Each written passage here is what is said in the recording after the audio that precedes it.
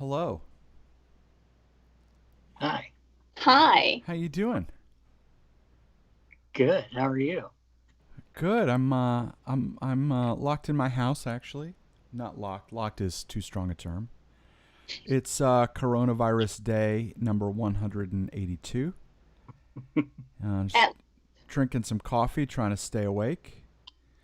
I'm going to don't tell anyone, but I'm going to an in-person rehearsal in like 2 hours, and we're gonna see how that goes.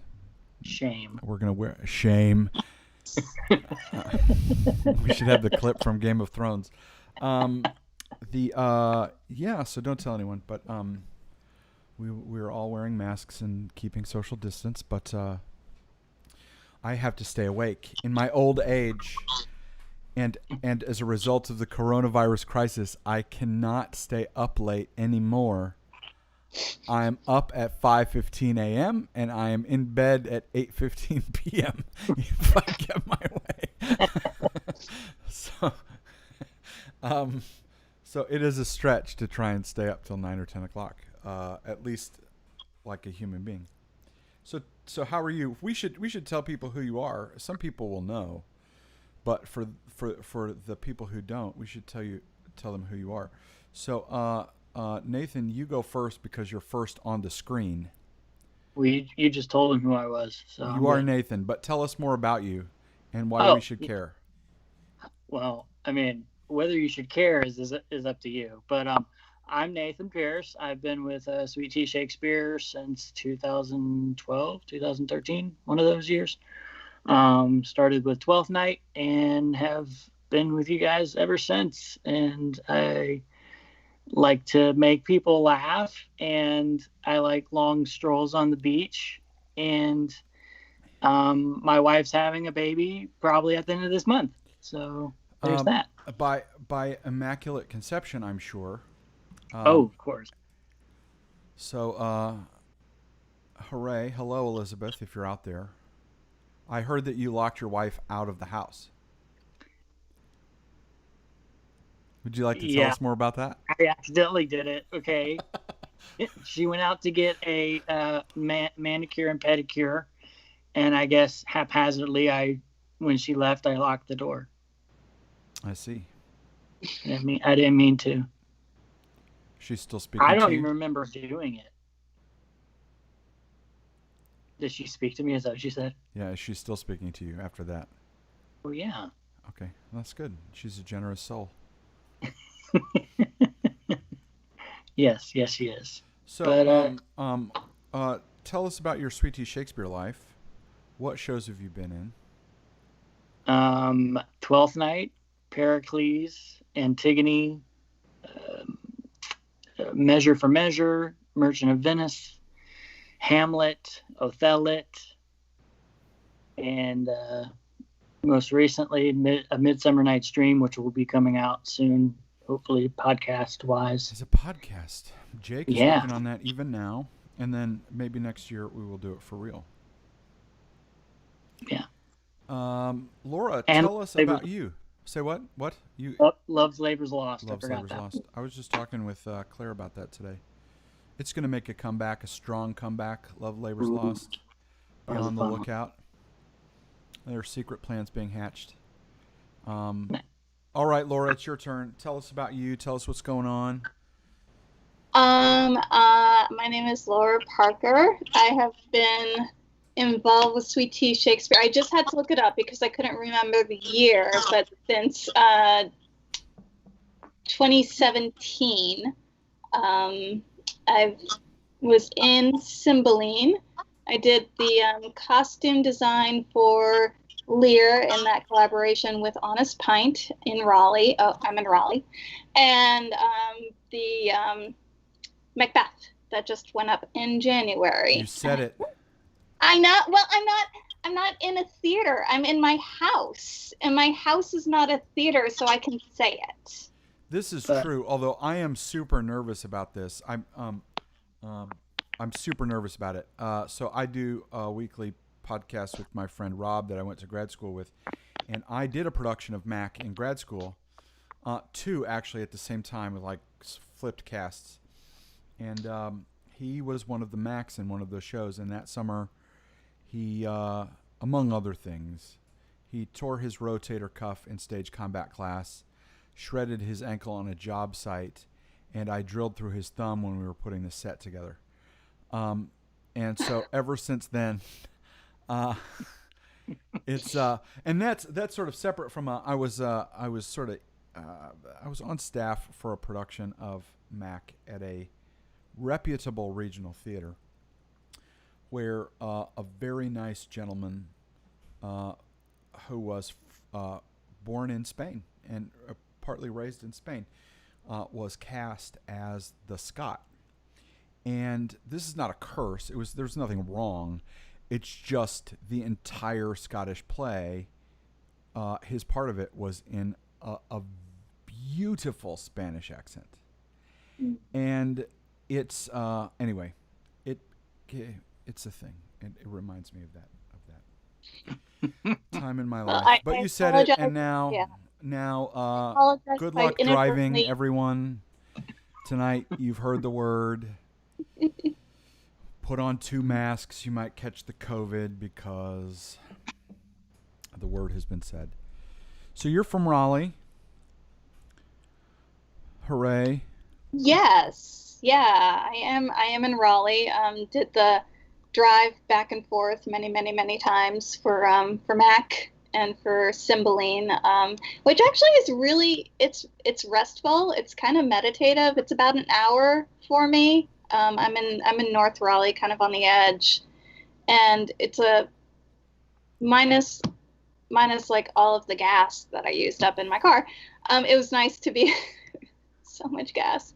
It's a nice opportunity to like run your lines and do your vocal warm up and do kind of your emotional prep and that sort of thing. So I really enjoyed that aspect of it, to be honest. I do too. When I've come up for shows, I what I like about it is you mentioned meditative because I think that's true. It sort of requires time of me that is quiet, and I like that very much because I don't usually build that into my schedule. And so that was good. It's good. And one of the exciting things, I should say everything I'm about to say has like an asterisk beside it. But as a favor to your gas tank personally, I think we are Sweet Tea Shakespeare is expanding to Raleigh in the 2020-21 season. What? Not many people know that. It's sort of a secret, and it would not be a secret at all had this COVID thing not happened. And I felt like we could predict the future more than about 5 minutes ahead of time. But here we are. So we're planning to bring, let's say, some productions by a playwright with whom we share a name to the Raleigh area, perhaps William Peace University, over the next 14 months. We will have 3 of our main stage productions and maybe some of our lit series. Fingers crossed.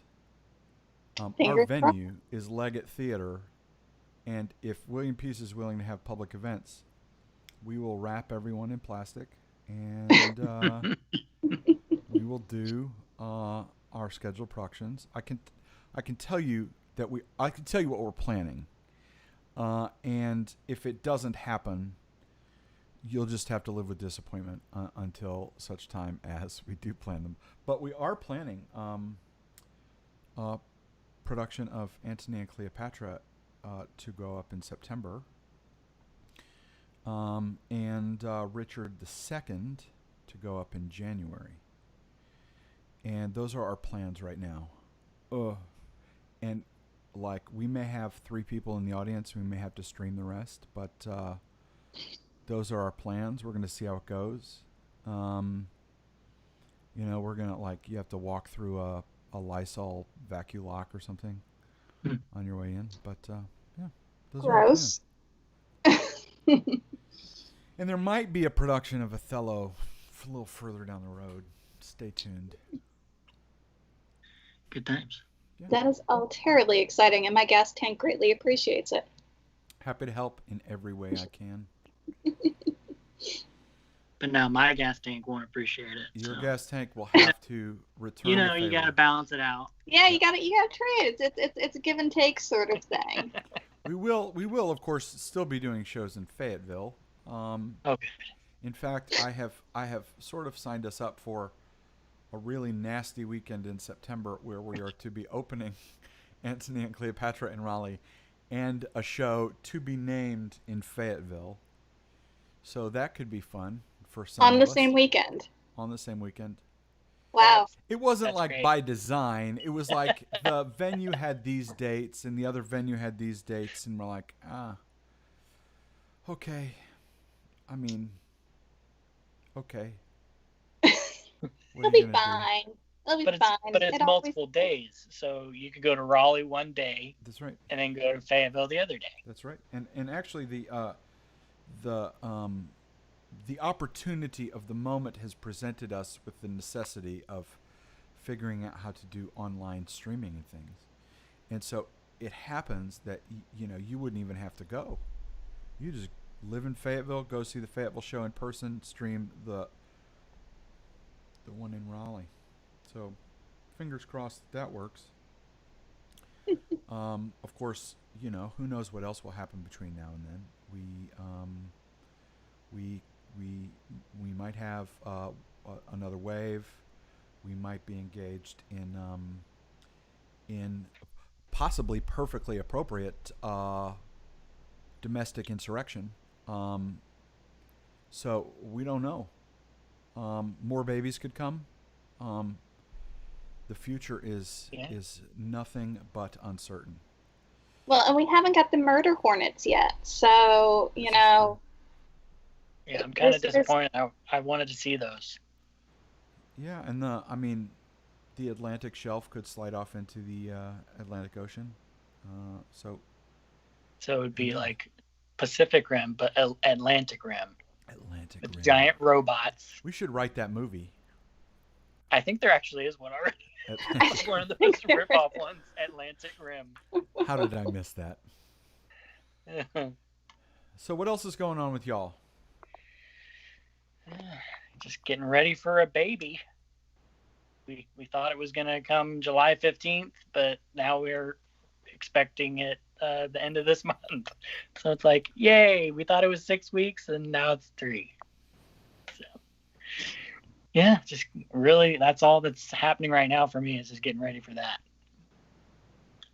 And hopefully going back to work sometime. That would be nice, maybe. That would be great. We had bats in our house this week. Bats, like actual flippy floppy. So what had happened was we went to put the dogs to bed on, I don't know, I think it was a Sunday. What's today? Last Sunday night. We went to put the dogs to bed, and I was getting a glass of water, and I looked up on top of the fridge, and I saw like this movement come out from behind a box of Ziploc bags. I'm like, oh crap, there's like a cockroach up there. And then all of a sudden this little leathery hand like poked its way out, and then this wing poked its way out afterwards, and suddenly this bat is flying around our dining room. And so we're like, okay, we've been doing some yard work. So I'm like, it probably came in during the day while we were doing it. Fine. Okay. So we shoved it with like, ushered it out the window, got rid of it. Fine. The day after that, like 5:30 in the morning, the dogs are losing their little minds. They're barking and barking and barking and barking and barking. So my husband gets up and he goes out into the dining room, and there is another bat, a second bat in our dining room. And he's like, so he opens the door, he tries to get him out, and he can't get him out. And the bat eventually flies into the sideboard that we have in the dining room. And so I sleep through all this. I don't even know this is happening. And he wakes me up when he's on his way to work, and he's like, he looks at me very seriously. He's like, I need you to wake up. I'm like, oh my God, what happened? He's like, I need you to wake up. because there's another bat, and I think it's hiding in the sideboard. And now, of course, I'm totally awake, right? So I call. There's a bat guy. There's a guy from there. So I call the bat guy. The bat guy came by in the afternoon, and he opens up the sideboard, and there's this teeny tiny little brown bat just like nestled in amongst the placemats and the tablecloths, and he just kind of scoops him up, and he's sleeping. He's doing his little sleeping thing. And he tosses him out the door and goes up into the attic. And there's a family of 8 to 10 bats living in my attic right now because there's a hole in the screen that covers up the gable vent. So he put a bat door thing on it so they can get out, but they can't get back in. So that was about a week ago. So hopefully he's going to come by this week and stick his head up into my attic and see if we no longer have bats. You're batless. And then he'll rescreen that gable. This reminds me of two things. I had bats when I was growing up. We had bats underneath the shutters of our house, and they were. We discovered them, and there were a lot of them, and it turns out they were an endangered species. So those bats got to stay there. Yeah. Yeah. And my parents are currently having wildlife issues of their own. My dad runs a little Shakespeare company up in Indiana like ours, and he and my mother have been battling squirrels all winter and spring. Mm-hmm. Squirrels in the walls, squirrels on the floor, squirrels in the ceiling. Oh no. I think a chipmunk now and again. Ooh. I mean, they're adorable, and I love seeing them scurry around the yard, but I do not want them in my house, that's for sure. I had a friend call them tree rats when I was growing up. Tree rats. Apparently with the bats, if they're babies, you can't move them. So we're lucky that there were no babies. They were all adult bats because they are protected in North Carolina. So our very professional bat guy is doing all the proper things to ethically. You might say Batman. Batman, Batman, that guy. I did expect like a big black cape and a mask, but he showed up in khaki shorts and a polo shirt. So it's Bruce Wayne's weekend attire. Exactly. I got my bat box and my utility belt. I got this. So yeah, that was our big excitement, and then we're trying to get back to work. That would be great. We're of course working from home, but it would be awesome to be able to get back to work. And I don't know. Dogs. Somebody's got Bats. a very excited dog, or a very loud bat. It's actually the bat guy. Bat dog. He's here for lunch or something. So yeah, what else is going on? I'm drinking some coffee, trying to juice up. My children, I think, are outside. We're grilling chicken in the 5 minutes that I have between here and rehearsal. It's isn't it weird though, because you feel you're home and you're stuck at home all day. I've been sitting in the same position for like 6 weeks straight, like in the same desk, got the same stuff behind me. It's driving me batty. But it feels like there's still, yeah, I know. Driving her back. Yeah, I can't even. But it feels like there's still not enough time in the day to do everything. It's very bizarre. Yeah, I feel the same way. I've been like basically just overwhelmed. Like things get added to my list and I'm not really sure how. And then I just end up on a Monday like today where it's like I have basically 2 hours free from about 7 a.m. to 10 p.m. And I don't know how that happens because it's like not exactly working. You know what I mean?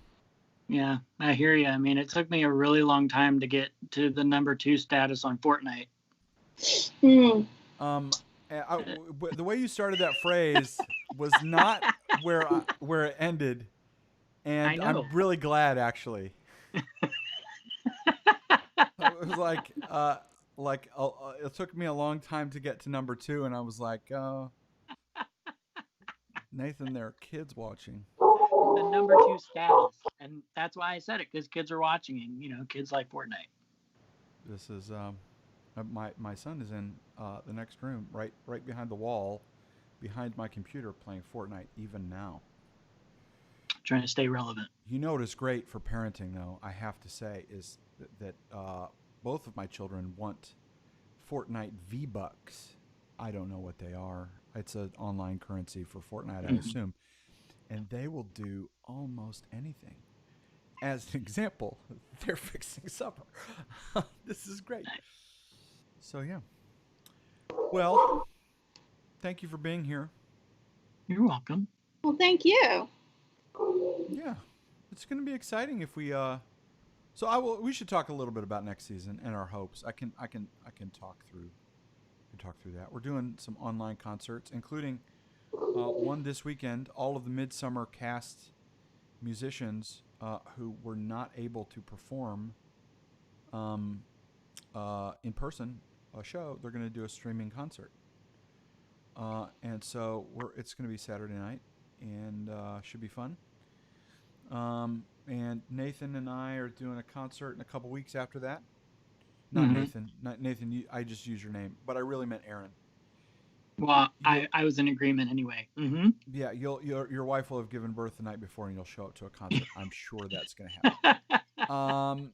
And then we come back in August with we're doing something lit somewhere, and we're doing another concert, Sweet Tea Shakespeare Hours concert in September. The Antony and Cleopatra I've mentioned, and another couple lits I think in a concert, and then we may do 12th night at Methodist University.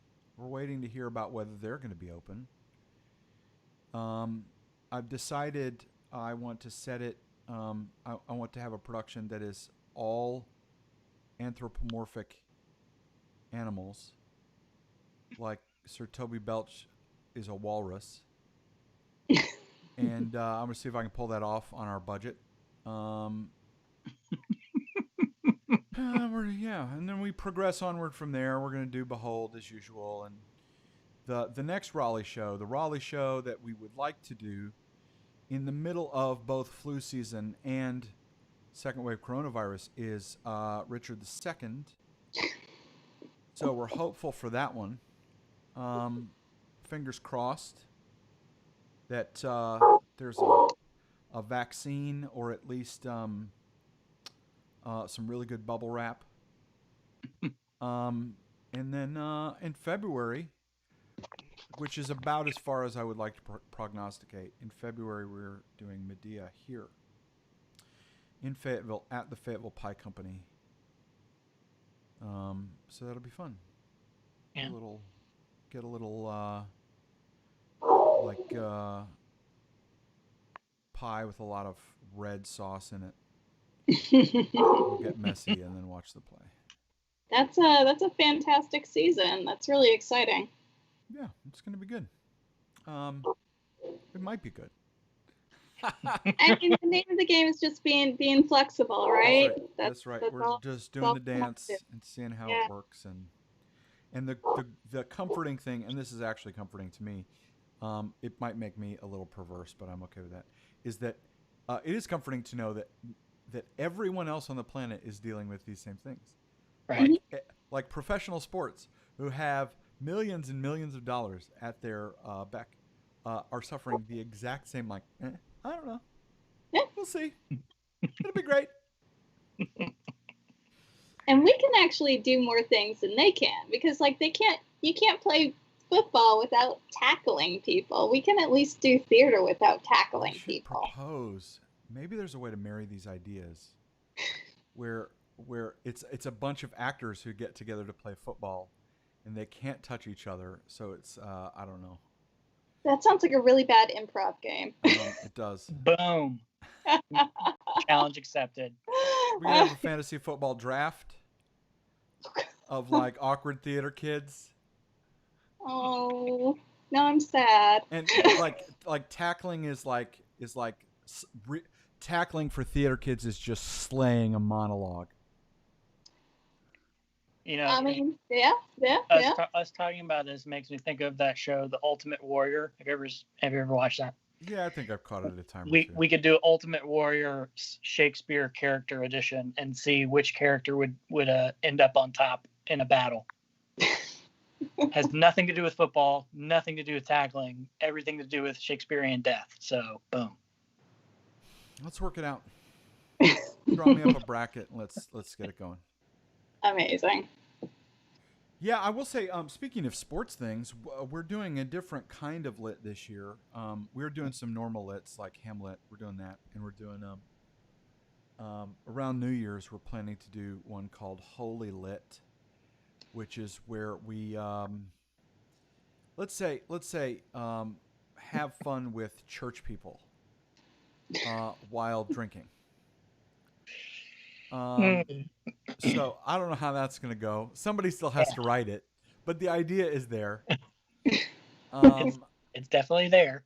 It is definitely there. But this new kind, we're calling it blitzed, and it's like the notion is that you kind of get your script and prepare your thing, but you don't rehearse it ahead of time, and still like drinking games and all of that, but it's more like unrehearsed Shakespeare kind of stuff. Except there's a referee on stage, like blowing whistles when you run a foul or when you need a line or whatever. A little bit sports themed. We think it'll fit in the bar scene. I don't know if either of you have noticed this in your many times in Fayetteville, and I love this town for a lot of reasons, but it is dominated by jocks. There are lots of jocks around because of we hire special forces operators who work right next door, and so it makes sense. There are no complaints. Mm-hmm. It's just everything is a sports bar. Do you know what I mean? Right. And so we wonder if it'll work. We wonder if we can get to the jocks by speaking their language. I don't know. We're going to try it. It's worth a shot. Yeah. All right. I've taken enough of your time talking about bats and theater sports. So the last thing I want to say, and then we're getting out of here so I can make sure my children do not burn the apartment complex down, is to talk about Patreon. Do you all know about Patreon? I know about Patreon. Yeah. What is it? It's where people can give monthly donations and they get perks like behind the scenes stuff and special podcasts just for Patreon people. And there's actually a tier where you can not have to worry about Sweet Tea Shakespeare tickets, which is awesome. So, boom, that's Patreon in a nutshell. You're not wrong. Thanks. Yeah. Sweet Tea Shakespeare is on Patreon. It's like a secret society is the best way I describe it. Or a country club for a very niche market. Sorry, that was supposed to be a joke, but it didn't land. Say it again. But yeah, it's got little perks, and we're in the middle of actually we just started this yesterday, and you are the first people in public to know that it's happening. Along with all of the folks watching, we're starting a little Patreon challenge. We are trying to get 3 different groups.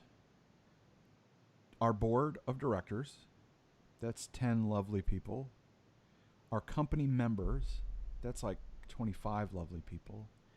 And our, like people who follow us on the socials, on the Facebook group and whatnot, and Facebook page, to each collectively, not individually, collectively, each pledge a new $200.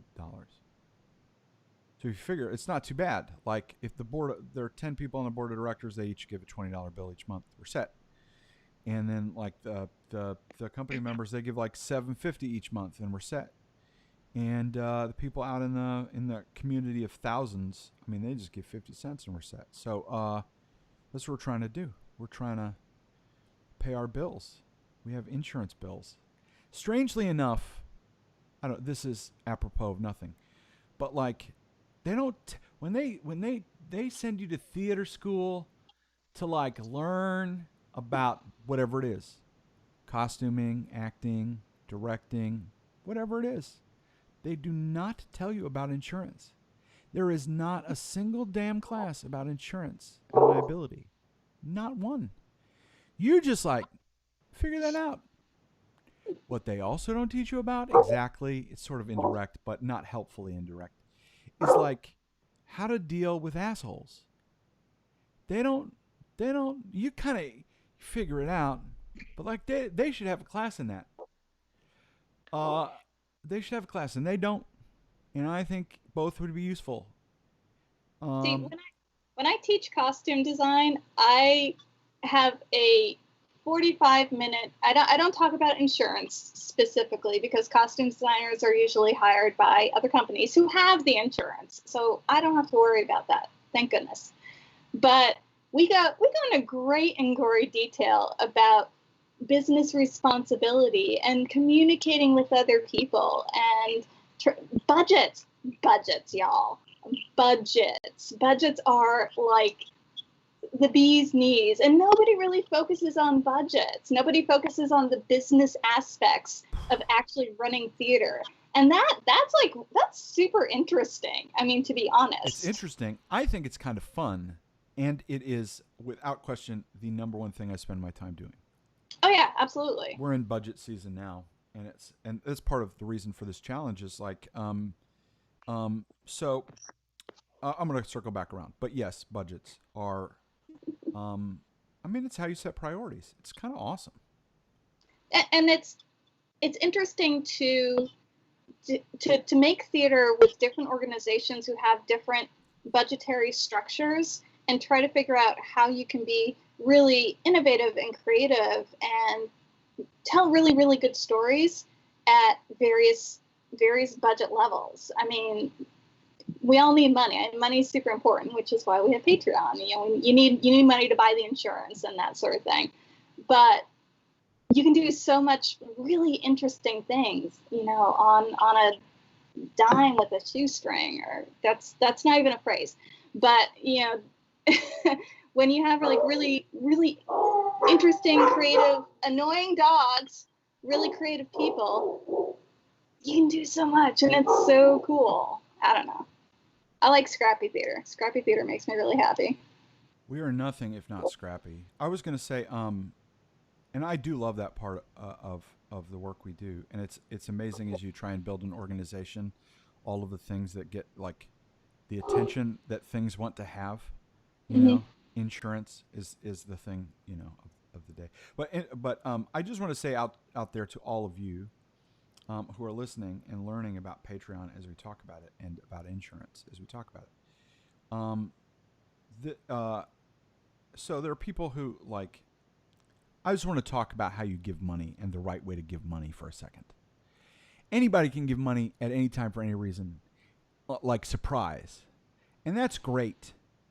But it's not as great as you being able, the organization, being able to plan. It's not as great if it's a surprise.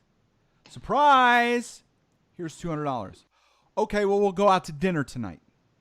Surprise! Here's $20 in your monthly budget. Okay, then we can plan a vacation around that. You know what I mean? Or we can, you know what I'm saying? I'm saying planning helps. And Patreon is the thing that helps you plan. It's like a little dollar figure. I'm like, oh, I can pay that insurance bill. You know? It's not sexy, but it's the truth. Meredith Gronsky says they should have an asshole class for every professional degree program. And I completely agree. Totally agree. It would prepare you for a lot. No. All right, friends. I'm taking off. Thanks for joining. That's a great way to end. Y'all stay safe out there. All right. You too. Bye. TTFN.